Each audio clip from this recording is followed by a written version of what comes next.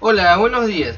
Lo que le voy a contar en esta entrevista es el tema del servicio militar obligatorio que comenzó en el año 1901 con la presidencia de Julio Roca hasta el año 1994 con la presidencia de Carlos Menem. Por este motivo les voy a presentar al señor Oscar Alberto Olivera, alias Beto. Le damos la bienvenida. Beto, gracias por venir. Comencemos con la entrevista. Bueno. ¿Cómo fuiste reclutado? Bueno, en la época que todavía yo estaba cerca de los 19 años, todavía el servicio militar obligatorio era ley y bueno, me mandaron una carta para la revisación médica que te hacían. Yo en ese momento vivía en un pueblo de Entre Ríos, en Victoria, y me tocaba para hacer la revisación en la capital de la provincia, que era Paraná. Fui, salí positivo y bueno, de ahí en unos meses me venía la carta del llamado para presentarme a hacer el servicio. Muy bien, vamos a la siguiente pregunta. ¿Qué te encontraste haciendo en ese momento?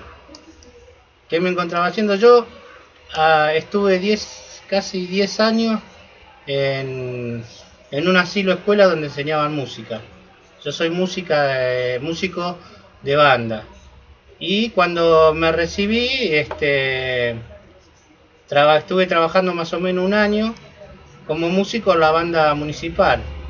Ese fue el último trabajo que tuve hasta que me tocó la conscripción, o sea, el servicio militar obligatorio. Ok. ¿Qué edad tenías en ese momento? Y 18 para cumplir los 19. A los 19 años fue cuando hice la colimba, o sea, el servicio militar.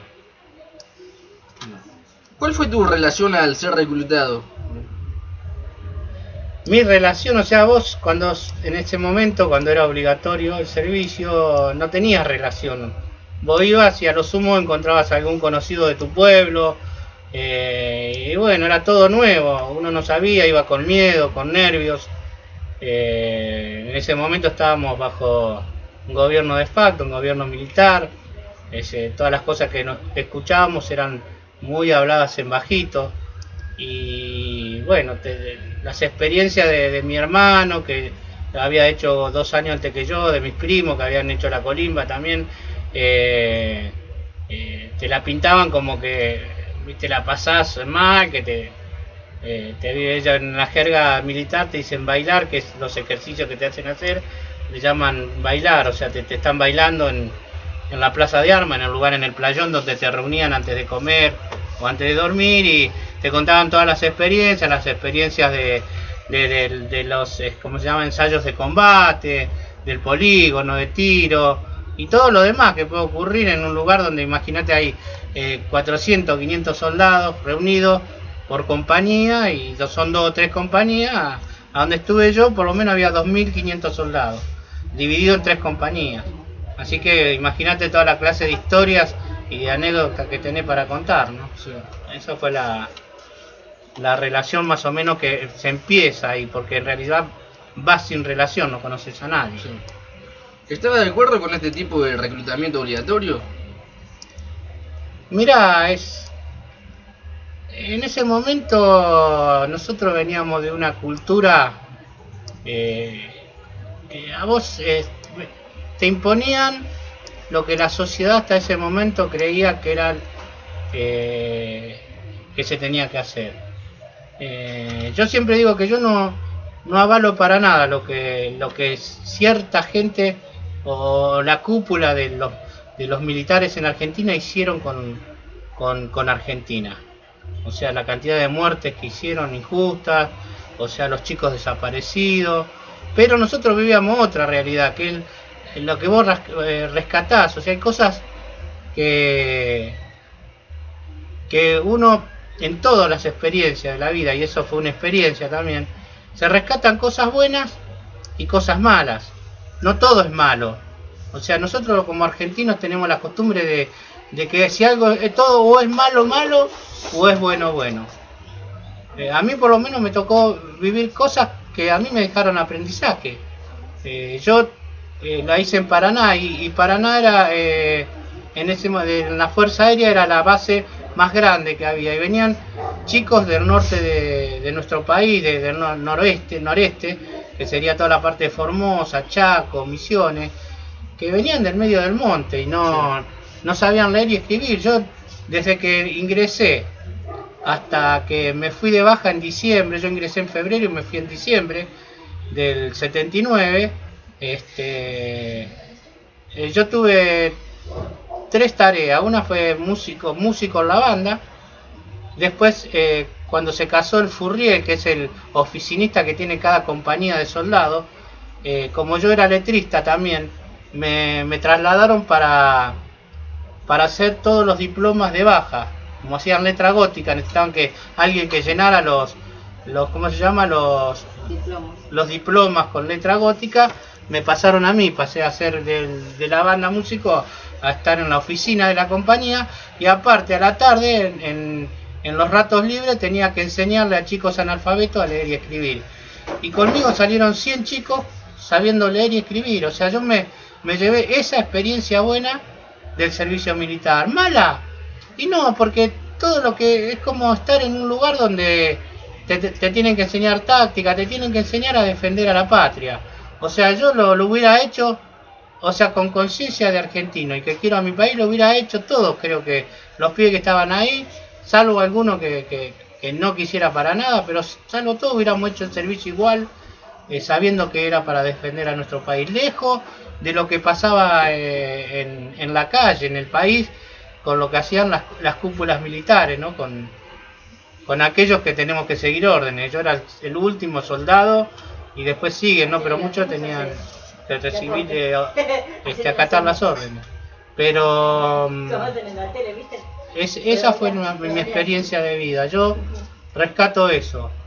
Y más allá que en ese momento yo después terminé la colimba, y en la guerra de las Malvinas me mandaron una carta de reserva. O sea, yo tenía que estar alerta, que si faltaban soldados y me llamaban, yo tenía que ir a combatir. Y yo pedí con una carta ir a combatir.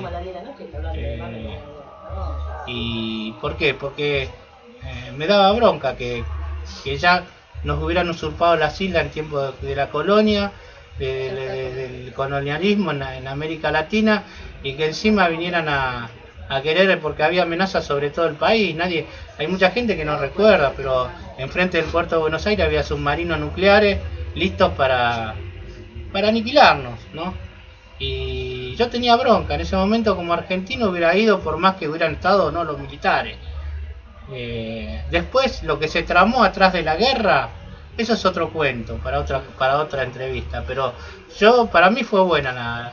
Yo tuve, aparte que no te conté, tuve 400 horas de vuelo, que no lo hubiera logrado nunca, porque con mi condición económica no hubiera podido pagar para que me saquen a volar. Y bueno, pude ir con la banda a todos los destinos del país. Después los pilotos, que eran los oficiales de mi compañía, al estar yo como oficinista, nos habíamos hecho muy amigos, entonces ellos tenían que cumplir horas de vuelo los fines de semana. Entonces, si yo me quedaba, que no me iba de franco, salía a volar con ellos. Ellos agarraban un avión, había aviones de uso civil que no eran militares exclusivamente, y salíamos a dar vuelta, y ellos completaban horas para tener en el medio. Bueno, cargaban 3 o 4 colimbas que eran los amigos de ellos, y a mí me habían incluido, y estaba chocho de la vida porque me encantan los aviones. Esa fue la experiencia. Y con respecto a eso, ¿tuviste miedo alguna vez? Mira, en la mitad de la colimba se alzó el tercer cuerpo de ejército, que era comandado por el general Menéndez, en Córdoba, y venían con todos los tanques para Buenos Aires. Me acuerdo que pasaban por la ruta donde estaba la segunda brigada aérea, que era donde yo hice la colimba, y nos sacaron a todos en calzoncillos con las armas, y no sabíamos ni disparar, porque esa es otra de las experiencias. Nosotros teníamos que tener tantas horas de polígono, y no tenían, porque no sé qué hacían, los comercializaban con las armas, no sé qué hacían con las armas, pero no había la cantidad de armas. Imagínate que nosotros éramos casi 1000 soldados. En mi compañía, policía militar, tenía como 1000 y pico, y después estaba defensa, que tenía 200 soldados. Eran 3 compañías, pero los que hacían mucho polígono era policía militar y los de defensa, que eran los que estaban para defender ¿cómo se llama? el predio de la base y defensa por si había algún ataque militar. En ese momento sacaron a toda defensa, que era una compañía que estaba instruida en antiaérea, en FAL, en FAP, ¿me entendés?, en cañones. Y a nosotros, que la compañía de servicio que no estaba yo, las únicas armas que manejaban eran unas ametralladoras que eran Halcón y otras PAM se llamaban, pistola ametralladora automática. Y nada más, pero te imaginas que teníamos balas en serio ahí y no sabíamos disparar. Estábamos todos cubriendo el perímetro de la base que daba la ruta, esperando a ver si pasaban para no dejarlos pasar, porque había la orden desde Buenos Aires que no tenían que pasar. Y... Bueno, Beto, seguimos. Sí. ¿Cuál fue tu primera impresión al ingresar en la Colimba? No sé, tenía un miedo bárbaro, no sabía. Lo que pasa es que a mí me pasó un hecho, que yo tuve casi 8 años en un asilo escuela, donde aprendí música y todo eso. Entonces yo venía de ya estar encerrado, o sea, de no tener salida a mi casa nada más que el domingo, el sábado, y a veces si me portaba mal, por ahí en todo el mes no salía. Entonces a mí no me costó tanto en realidad. Pero había pibes que sí, que venían de familia, viste, que estaban acomodadas, viste, y le costaba, lloraban porque no se bancaban estar encerrados, viste, dormir con 1000 tipos en un lugar, que te hacían de todo, te jodían, te robaban, todo en joda, viste, pero bueno, no estaban acostumbrados y les costó. A mí particularmente no me costó, yo la pasé bien. ¿Cómo fuiste tratado? Mira, lo único, una sola vez, por lo general me trataron bien. Al principio, una sola vez, me tiré entre unos colchones que estaban amontonados en la punta de la compañía, del salón de dormir, ahí del dormitorio, que era gigante, que había unos colchones viejos. Me tiré a dormir y el suboficial que estaba a cargo me encontró. Entonces me hizo enrollar el colchón de lana, que pesaba como 50 kilos, me lo hizo llevar al hombro, me sacó, le hizo hacer que los soldados cada uno se trajera su colchón, y todos empezamos a saltar, a hacer salto rana, a flexionarnos con el colchón que pesaba 50 kilos. Esa experiencia, y la otra que fue pasar ¿cómo se llama?, la pista de entrenamiento, que era todo alrededor de una cancha de fútbol con pozos, alambre, eso que se ve en las películas, sí, que pasan por las ruedas, por ahí. Sí. Bueno, yo no llegué ni a la segunda valla, me quedé muerto ahí en el piso. No podía, la bolsa pesaba como 30, 40 kilos, y yo no era tan gordo como ahora, pero era gordito. Entonces, al primer pozo que me metieron parecía una rata dentro de un balde de agua, no podía salir, así que cuando salí me quedé tirado ahí y no la pude pasar nunca. Fueron las 2 experiencias que fueron malas así para mí, después la pasé bien. ¿Encontraste conocidos estando ahí dentro? Sí, tenía 2 pibes de mi pueblo que nos conocíamos y siempre los veía por ahí en los bailes, o iban al colegio conmigo, y también ellos la pasaron bien. Fueron los únicos que desde el principio nos juntamos, porque nos vimos ahí cuando nos llevaron el primer día y nos reunieron para ir separando por compañía. Ahí fueron ellos, que los vi, los reconocí. Bueno, después no. ¿Qué tipo de entrenamiento tuviste ahí dentro? Mira, el entrenamiento militar de tiro fue poco. Después el entrenamiento físico sí fue mucho. Nos enseñaron a hacer bases para ametralladora, que era un hueco redondo con una torta de tierra en el medio, donde se ponía la antiaérea, la ametralladora antiaérea, y bolsas de arena alrededor. Entonces el hueco era redondo para que vos pudieras tirarle al avión de todos los ángulos. Y después nos enseñaban teóricamente todo prácticamente todos los días. Y bueno, después el orden cerrado, que es el baile, que le dicen en la jerga militar, correr, hacer flexiones, lagartijas y todo eso. ¿Tuviste alguna herida o lesión grave estando allí? No, pero sí vi como 2 o 3 soldados se mataron con balas. O sea, uno se le disparó un tiro de un FAL, otro agarraban las balas para hacer llaveros, y raspando, era una bala cargada, raspó el fulminante, que es donde percuta el arma, y le pegó el tiro en la cabeza, y otro también con un disparo. ¿Cuál fue tu rango? ¿Cómo lo tuviste? No, o sea, en el servicio militar no tenés rango, sos soldado raso. O sea, vos estás para obedecer nada más. Sí. Así que no. Pero yo no el caso, había forma de ascender, había... No, había un rango que era que se lo escogía por votación de los mismos soldados, que son dragoneantes, que es como un ayudante del suboficial que está de guardia en ese momento y del oficial. Cada compañía tenía un oficial y un suboficial que se quedaban de guardia una semana. Estaban del domingo a domingo. Entonces tenían un cargo que es el cargo más bajo de Fuerza Aérea es cabo. Y después venía el dragoneante, que era soldado, no tenía sueldo, no tenía nada. Después a fin de año te pagan el sueldo de soldado que le estipula el gobierno, que eran monedas, pero bueno. Sí. Y contame un poco, ¿cómo era la semana típica en la Colimba? Y bueno, nosotros la semana típica era arrancabas a las 5 de la mañana, o sea, te prendían la luz de ahí del galpón y tenías que estar te daban 1 minuto y medio para vestirte, acomodarte y después pasaban revista. Y si tenías la camisa afuera o estaba, viste, no estaban acordonados los botines, te metían un cachetazo hasta que te hacían ahí hacer flexiones y ya empezaba con eso. Después desayunabas, después tenías hasta el mediodía las funciones donde estaba destinado. Nosotros éramos de servicio, compañía de servicio, o sea, que de ahí salían los oficinistas, los de telecomunicaciones, los soldados que estaban en la banda, los que estaban para hacer limpieza de todas las calles de la base, los que ayudaban en los hangares. Bueno, entonces eran todos de la compañía de servicio. Y después volvíamos, almorzábamos, después te hacían dormir una siesta y de 1 hora y después te levantabas y tenías que, algunos volvían a los servicios porque eran todo el día, y los que no volvían te hacían hacer limpieza, viste, del lugar, a barrer, y después cuando después te sacaban a entrenar a la tarde.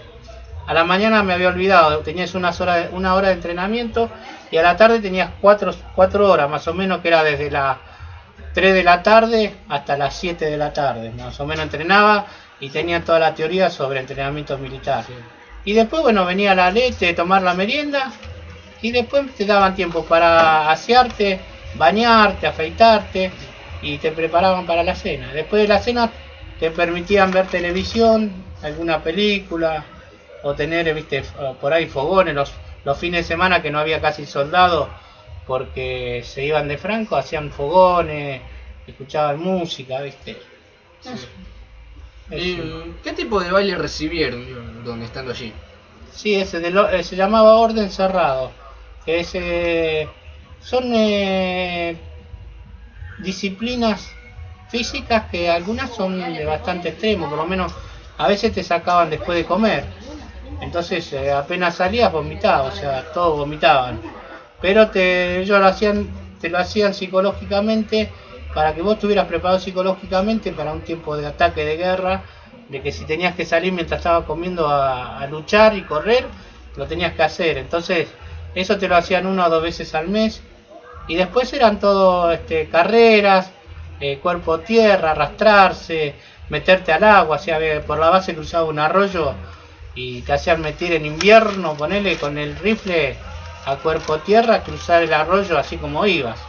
Entonces terminaba, viste, engripado y todas esas cosas, pero bueno, ese era el entrenamiento básico. ¿Y por qué pensás que se realizaron estos bailes? No, eso era parte de la disciplina militar, o sea, eso en todos los ejércitos del mundo está. No es algo de Argentina, es algo que está estipulado internacionalmente. Cada país tiene su orden, por eso se llama orden cerrado, porque es algo que está estipulado para solamente esa fuerza militar y que no es algo público, ¿me entendés? Es que concierne solamente a la fuerza. Y cada fuerza en el mundo tiene su entrenamiento. Vos lo ves en las películas de los SEAL, de las brigadas especiales en Norteamérica, los boinas verdes, como Rambo y todo eso, la disciplina que tienen ellos. Y bueno, acá con los soldados difiere un poco de la intensidad. O sea, las brigadas especiales de nuestras fuerzas armadas también tienen entrenamiento especial, ¿no? Ellos están 4 o 5 años hasta que se reciben de suboficiales u oficiales, entrenando en las escuelas militares. Nosotros estábamos un año donde tenían que abreviar más o menos eso y lo acomodaban a lo que ellos veían que podían entrar en un año de servicio militar. ¿Y cuáles fueron las consecuencias con respecto a eso? Los bailes que estábamos hablando. No, o sea, nosotros veníamos, o sea, todos saben que te da bronca, o sea, colimba, con la palabra colimba viene corre, limpia y barre, colimba. Como esa es la política, el colimba tiene la contrapolítica de adentro, que es haraganear todo lo que más puede. El colimba la quiere pasar bien, escondido, ¿me entendés? Sin que nadie lo molesta, trabajando, ponele lo que trabajaban en el casino de oficiales o suboficiales, que estaban todo el día en el casino y nadie los podía bailar, y entonces vivían comiendo, estaban bien alimentados. Ellos no comían la comida que comíamos nosotros, comían en el casino de oficiales o suboficiales, hacían menús especiales para ellos. Entonces los colimbas que estaban ahí, los soldados que estaban ahí, comían de eso. Entonces ellos sí la pasaban bien, pero no trajo muchas consecuencias. O sea, te enojas en el momento, pero después cuando te vas de la colimba, cuando te dan la baja, algunos hasta se quieren quedar, ¿me entendés? Porque sí, la pasaban mejor por ahí que en la casa, o comían mejor que en la casa, o tenían más comodidad que en la casa. Los pibes que venían del monte chaqueño, en Impenetrable, en Formosa, nos contaban que algunos dormían arriba de los árboles para que no les picaran los bichos, sí, y esa era su vida. Vivían en los obradores de leña o talando árboles y dormían ahí tirados arriba de un cuero. Imagínate que ellos conocían una cama decente, la conocieron en la colimba, así que para ellos la experiencia fue súper cómoda. ¿Y vos qué pensás? ¿Hoy deberías tener que seguir estando en el servicio militar con lo que está pasando? Todo eso. Mira, yo tengo una forma de pensar y no por esto congenio con los militares ni nada, pero yo creo que no vendría mal un servicio militar desafectado de la doctrina militar, de la doctrina política que tienen los militares en Argentina. Creo que estaría bien un servicio militar como para que aprendas respeto, aprendas un poco de disciplina. Hoy cualquier pibe de 8 o 9 años te manda a freír churro, como decíamos antes, mal, porque es otra la palabra, sabemos lo que es, te insulta, te dice de todo y nadie le dice nada, nadie, ¿me entendés? Y a veces no viene mal que alguien te meta un bife o que te tengan cortito para que vos aprendas ciertos valores, ¿no? De respeto y de cosas que vos hoy no las ves, ¿me entendés? Hoy yo estoy de acuerdo de que, viste, a los pibes no hay que tocarlos. Por eso te digo, tendría que ser algo acomodado, pero no vendría mal un poco de disciplina. Sí. Yo veo que está muy desbandado todo hoy. Llámalo por el momento que pasó la Argentina, por todo, pero creo que nos hemos ido de un lado a otro y todos los extremos son malos. O sea, tiene que haber un equilibrio, ¿me entendés? Yo creo que Argentina pasó de vivir esas épocas malas a estar en otras épocas ahora que también son malas. Porque está bien, ahora no están los militares, pero está el tipo que te afana, que te viola a tu mamá, a tu hija, a tu novia, ¿me entendés? El que te mata por un celular, y eso tampoco está bueno, ¿me entendés? Sí. Si vos me das a elegir cualquiera de las dos, y te digo que los dos son iguales, porque antes te mataban porque portación de rostro, porque parecías un guerrillero, o un, ¿cómo se llama? O un adicto, lo que sea, o eras morocho, te mataban, te encerraban, desaparecían por eso, y hoy en día te matan para sacarte las cosas, ¿entendés? Así que está mal las dos puntas. Yo creo que tiene que haber un equilibrio, y yo creo que si hubiera un servicio militar acomodado, que no fuera manejado por los militares, podría haber, como hay en Estados Unidos, las academias militares. Acá son los liceos, pero acá los liceos son muy militarizados. Ya son directamente como estar en un colegio militar, ¿me entendés? Que son eso. Pero en Estados Unidos por lo menos hay academias militares que no tienen nada que ver con la fuerza. La fuerza les presta la teoría, ¿me entendés? Y ciertas cosas de donde traen conocimiento, pero ellos son totalmente civiles. Y bueno, y a los pibes les sirven, qué sé yo.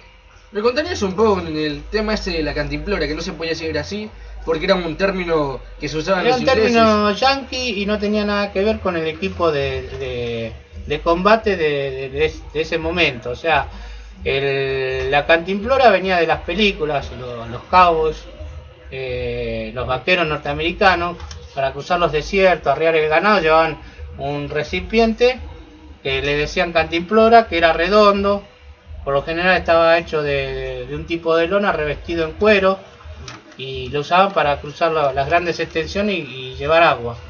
En cambio, el equipamiento militar se utilizaba la palabra caramayola, que es una palabra española, y son de aluminio forrado en cuero o en una tela mimetizada, como los trajes de los soldados. Y a nosotros, cuando nosotros decíamos cantimplora, venían nos pegaban un cachetazo, porque decían, no, la cantimplora acá no somos vaqueros ni yanquis. Entonces nos enseñaban así. Sí. Eso es. Bueno, ahora me contarías un poco sobre tu vida. Ya dejamos de lado el tema del servicio militar. Bueno, ¿qué edad tenés hoy en día? Hoy tengo 53 años. O sea, ¿cuándo naciste? Yo nací en el 60 y me crié en la ciudad de Rosario hasta que falleció mi papá, y después me fui a vivir a la casa de mis abuelos. Mi abuela me dijo si quería estudiar o trabajar, yo dije estudiar, y fue cuando me puso como asilo en una escuela donde enseñaban música, otros oficios, y aparte te mandaban a la escuela pública. Sí. Y de ahí me vine a trabajar a Buenos Aires. Cuando salí del servicio militar a los 20 años me vine a trabajar acá a Buenos Aires en el año 80. Y hasta ahora estoy acá en Buenos Aires. Sí. ¿Terminaste la escuela? ¿Tenés los estudios terminados? Me falta rendir un matemática de tercer año previa y yo llegué, el tema fue así, yo en la época de los militares, que fue a partir del 76, cuando los militares entraron, se militarizó todo, hasta la educación. Entonces en los colegios te pasaban revistas, te hacían cortar el pelo, te pasaban un papel para ver si te habías afeitado bien. Y también los profesores se volvieron muy autoritarios, o sea, se pensaban que ellos eran en general y que los alumnos eran los soldados. ¿Por qué? No sé si se lo imponían por el temor que tenían de que lo vieran que por ahí eran medio rebeldes. O sea, en ese momento, ya te digo, por portación de rostro o por lo que ellos pensaban que vos podías hacer, te ibas en cana y por ahí eras un desaparecido. Entonces, en ese momento, el profesor de contabilidad habían hecho un festival para comprar una máquina de contabilidad que era electrónica, que sería la predecesora de lo que después fueron las PC y las computadoras. Se tuvo que venir un par de meses a Buenos Aires para aprender, y quedó en reemplazo la hija del director del colegio. Te cuento todo esto porque por ahí, si yo te digo no terminé algo, te voy a decir mirá que vago. No, hay una razón. Entonces la hija del director, una recién recibida de profesorado de contabilidad, nos quería hacer dar el programa que se dan todo el año en los 2 meses que estaba ella. Y éramos todos pibes pobres, y para cómo en ese año salió la ley que cambió todos los libros de contabilidad, de enseñanza, y había que mandarla a buscar. Todavía no, recién estaba hecho Zárate Brazo Largo, creo que todavía no estaba, lo estaban por inaugurar, y tardaban como un mes en traerte el libro. Y con un libro estudiábamos 11 pibes, nos reuníamos en un lugar y a estudiar toda la materia, porque eran nuevos y no se traían. Y me acuerdo que me hizo pasar a mí, yo no había estudiado porque no había podido estudiar, no había podido ir. Yo estaba en un asilo donde también estudiaba música, me exigían un montón de cosas y yo no tenía tiempo. Entonces esta piba me quería hacer dar una bolilla en lo que yo hubiera tenido que haber dado una lección. Sí. Y bueno, cuando en ese momento estaba tan mal, tan presionado yo por la bronca que tenía, porque no era un mal estudiante, era normal, y que le contesté mal, o sea, la mandé a donde ya saben, y me puso 15 amonestaciones. Y al otro día me volvió a llamar al frente Y pasó lo mismo y bueno, me puso otras 15 y con 25 quedabas afuera. Así que me llamó el padre, que era el director, para darme un sermón, qué sé yo. Lo volví a mandar a Freichurro, en otras palabras. Y me fui, y estuve tan enojado por tanto tiempo que nunca lo quise terminar. Pero en realidad me faltaron 3 meses para recibirme. Sí. ¿Entendés? 3 meses, o sea, yo llegué hasta quinto Sí, año y ponele, estamos en octubre y ahí me pasó ese hecho. Que toda la gente me decía, ¿por qué no volvés, no estudiar, tenés el título? Y yo tenía tanta bronca acumulada por eso, o sea, mal en mí, ¿no? Porque hubiera tenido que primar el tener el título para... Como yo le digo a mi hijo, siempre digo a los jóvenes, digo, no importa el título, es por vos, hacelo por vos porque es un bien que vos te llevas que no te lo va a poder sacar nadie. A vos la plata y las cosas en la vida materiales te la pueden sacar o la podés recibir y van y vienen. Pero lo que vos solo, la cultura, lo que vos te autoalimentás culturalmente y lo que aprendés en el colegio, es un tesoro que lo tenés para vos para toda la vida, de que lo aprendés hasta que te morís. Y bueno, eso me pasó, ¿no? Es la clase de estudio que yo llegué a tener. ¿Y cómo era de niño? ¿Recordás algo de tu infancia? Era bravo. Y yo tenía una niñez linda, pero muy vago. Yo vivía en Rosario, a las afueras de Rosario, en un pueblo que se llamaba Villa Diego. Ahora es parte de Villa Gobernador Galvez. Estaba Villa Gobernador Galvez. Estaba Villa Diego, la ruta 11 que va de Buenos Aires a Rosario, y del otro lado era Villa Gobernador Galvez.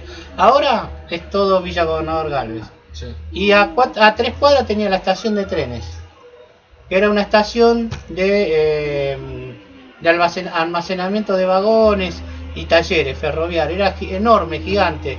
Entonces nosotros teníamos toda una cantidad de, qué sé yo, ponerle 1000 vagones de trenes, de los antiguos, de los modernos, locomotoras a vapor que estaban estacionados ahí. Vamos a jugar todas las tardes ahí.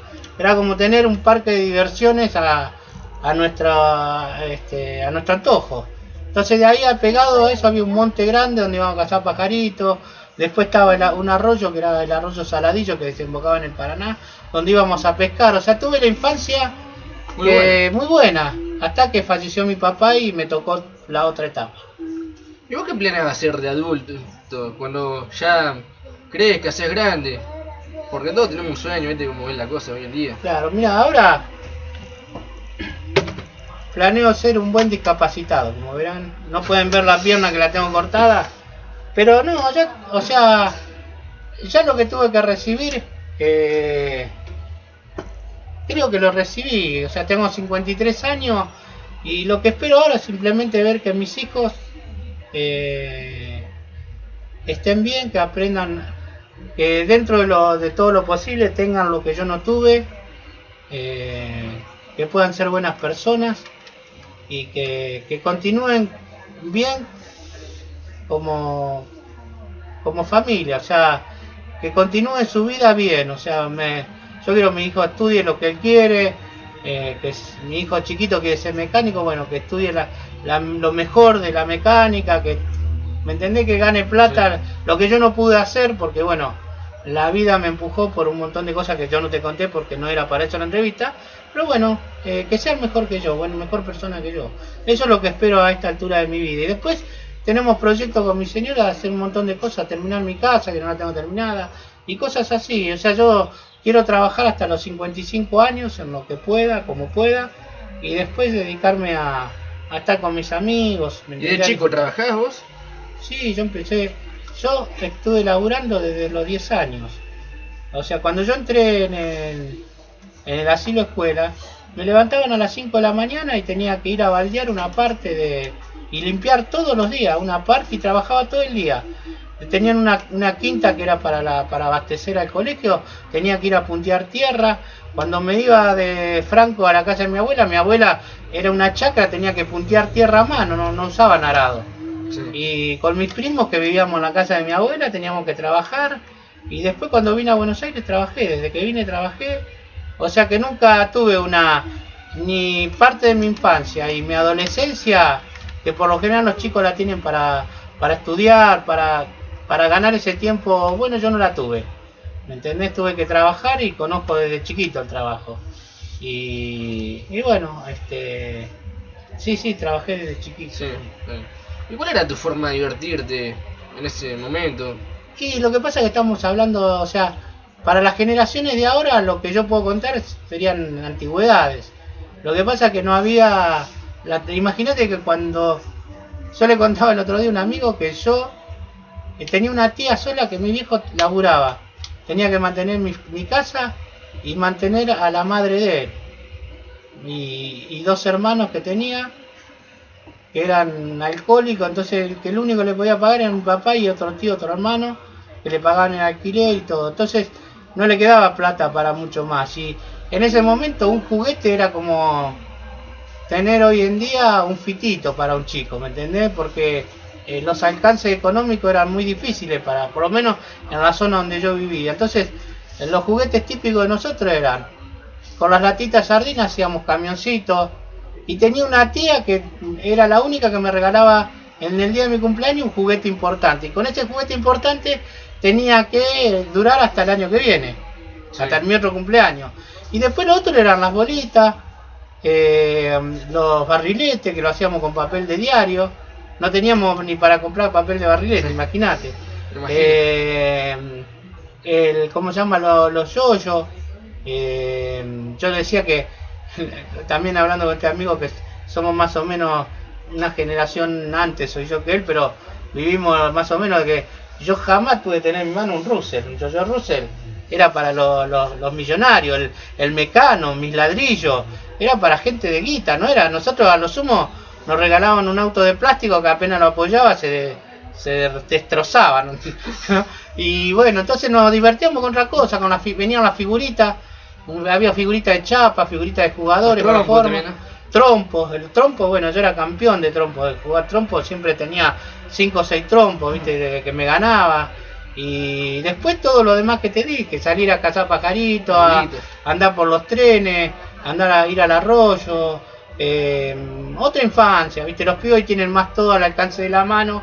Y sí, mi hijo cuando fue chiquito, el más grande, tenía todos los juguetes que quiso, ¿me entendés? Sí. Con mi señora, el más chiquito, también yo lo veo, el más chiquito, ahora mi señora, cada 2 minutos, parece un reloj cucú, cada 2 minutos le pide 2 pesos para comprarse un juguito, ¿me entendés? Y donde va hay que comprarle algo, porque si no... Entonces yo digo, si yo le llegaba a pedir 2 centavos a mi vieja, no sabe a dónde aparecía, ¿no? Tenía que ir a buscarme a la ruta. Y entonces era otra época, otra generación, y ahora es todo más fácil. Y sí, a veces se pierde el valor de las cosas, ¿no? Porque yo me acuerdo que yo cuidaba los juguetes, me duraban 1 año y los cuidaba como si fueran el tesoro más grande que tenía, ¿me entendés? Así que bueno, esa es mi infancia. Bueno, Beto, muchas gracias, estoy muy agradecido por lo que nos has compartido. Nos vemos, si Dios quiere, en una próxima entrevista. Muchas gracias.